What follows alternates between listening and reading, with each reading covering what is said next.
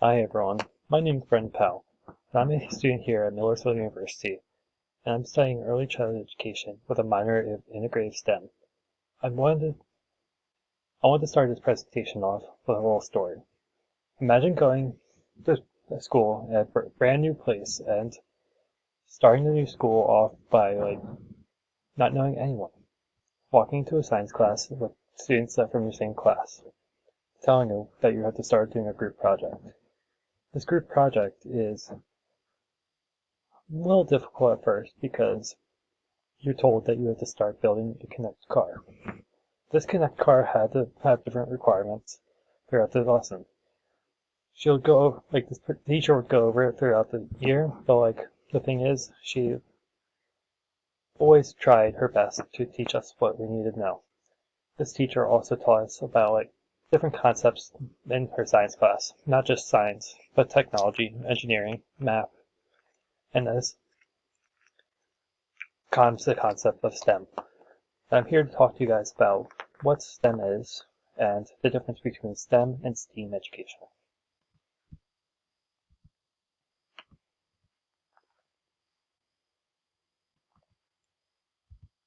So what the definition of STEM education is, it is the combination of the science, the technology, the engineering, and the math, and to form into one different subject.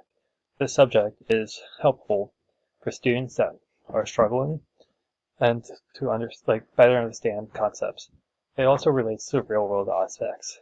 So let's break down the different layers of STEM.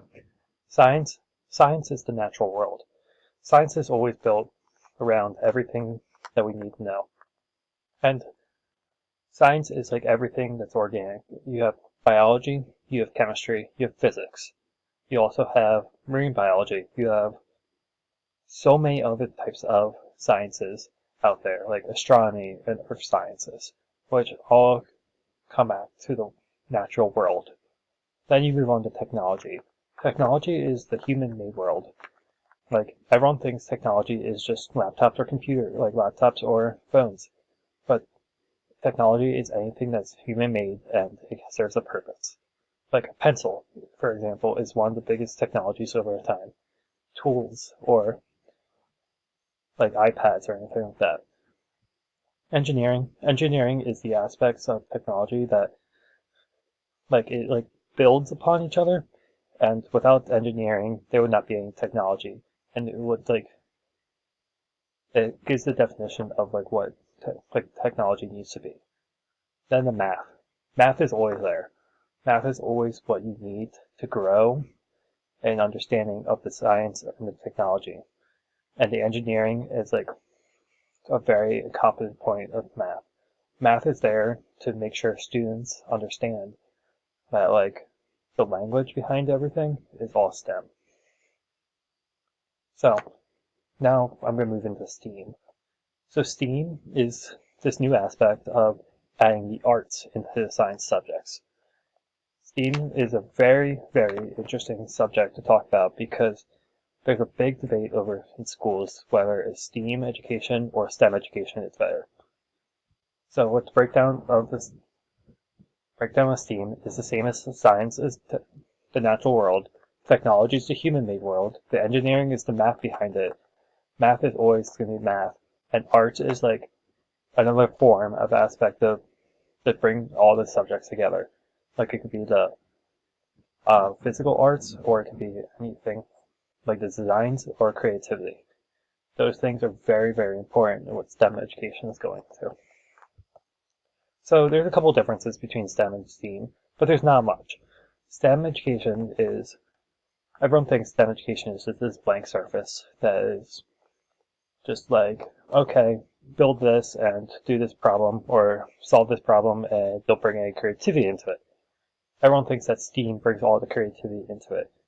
But the thing is, there's very much similarities to STEAM and STEM education.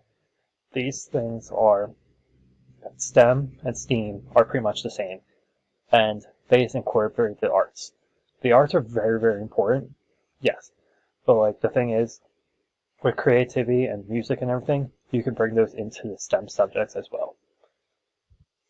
So why these are very important is that because STEM, like in this picture, in the windmill picture, that was a design challenge that I was given when I was told to make the biggest windmill I can and to make it spin as fast as I can. It's very important because if you have those open-ended projects, those students will be able to understand. And the other thing is, with that little robot on the other side, that's a coding robot. It's there to help preschoolers learn coding throughout their times at preschool, and it helps them to understand that coding is becoming a real big thing, and coding can start as young as 3 years old. In early ed, in the early grades, it's very important to understand that creativity is very important. In this picture with the Kiva planks, which are the planks that are lined up in that bridge format, it emphasizes very much on creativity, on how students are able to create and build anything they would like to do. And the thing in the middle with the pink and purple, that is a bio-related technologies project that I've done, and it was to be able to hold ice cream. And it was very, very cool to see because those ideas would never come to me if this class never came into play. And it's and you could fully encourage students to talk about differences, like someone without a hand or someone without a leg, and how you can help them with the technology that's out there. And the last picture is a scribble bot. It's pretty much a motor, a cork, and markers. And pretty much you have to draw. You add a battery to it and it all draws together. And this thing is very important because it doesn't always teach creativity, but it shows STEM can bring in the arts.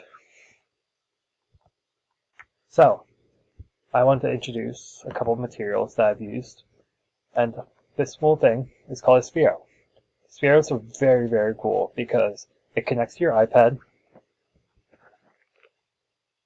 it connects to your phone, and it pretty much, you can code it. It's very user-friendly for any kid, and you can get even bigger one of these, and you can get a class set. It's very, very useful for what you want to do for your teaching. Okay, so throughout this semester, I'll be going over, for just a little recap we talked about, was the definition of STEM and STEAM education, and the difference between them, the similarities, and the importance of it in early education. For my next video, I'll be talking about the good STEM and the bad STEM, and STEAM, and implementing the other subjects and other ideas to help you grow in your understanding of STEM. Here's my references. I will be posting all my articles I find on the links below, and I also post links to all the resources I talk about. Thank you.